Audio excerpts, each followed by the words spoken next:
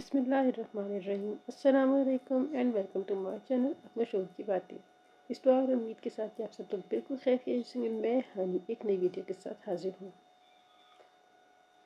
कोई कितना भी गुनाहगार क्यों ना हो, अल्लाह उसके लिए दुआ का रास्ता कभी बंद नहीं करता। वो अपने बंदों को नवाजने से नहीं रुकता। जो अल्लाह अपने बजाय दूसरों को खुदा बनाकर पूछने वालों को अपनी रहमत बंद नहीं करता, वो अपने नाम लेवा के लिए तौबा का दरवाज़ा कैसे बंद कर सकता है। इसलिए अपनी छोटी बड़ी सब खताओं पर, सब गलतियों पर अल्लाह ताला से तौबा करते रहें। हमारी खुशियों की सबसे बड़ी दुश्मन हमारे अंदर की एक खार पछाड़ है, जिसे हम कोई कहकर खुद को बहलाने की कोशिश करते हैं। दरअसल ये कोई हमारे अंदर कुंडली मार कर बैठा खौफ होता है।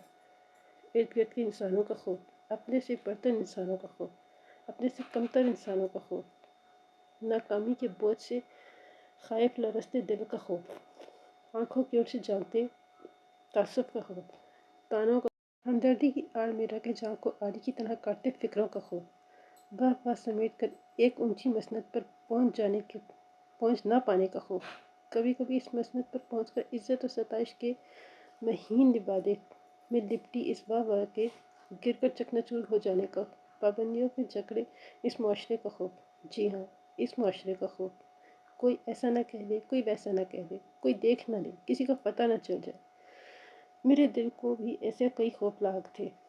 तभी मेरे अंदर बुड़बुड़ाहट को दबाकर सब कुछ चाहे कि गर्दान पर मजबूर कर दिया था। तंजीला रियाज के नावल से इक़्तिबास। बहुत से दुख हमारी किस्मत में लिखे होते हैं, वो हमें मिलने ही होते हैं। बात सच्चाइयाँ ऐसी होती हैं कि वो चाहे हमें जितनी भी नागवार लगे, मगर हमें उन्हें कबूल करना ही पड़ता है। इंसान हर वक्त खुद पर तरस खाता रहता है। अपनी ज़िंदगी में आने वाले दुखों के बारे में सोचता रहे तो वह दुख उस पर हावी हो जाते हैं। फिर अगर उसकी ज़िंदगी में खुशियाँ आती भी हैं तो वह उन्हें देख नहीं पाता। फरहत इश्तियाक के नावल मेरे हमदम मेरे दोस्त से इक़्तिबास। फ्रॉड और मक्का। जो मर्द किसी औरत से ये कहता है कि वो उसके लिए अपने आप को बदल देगा, उससे बढ़कर फ्रॉड और मक्कार कोई दूसरा नहीं होता।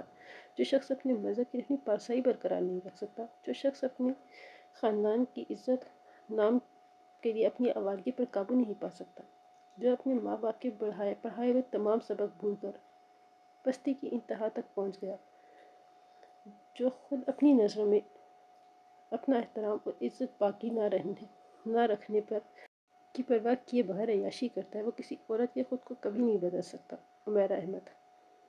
Thanks for watching my video. अगर वीडियो पसंद आई हो तो लाइक और चैनल को सब्सक्राइब ज़रूर कर दीजिए मज़ीद बहुत अच्छी वीडियोज़ के लिए।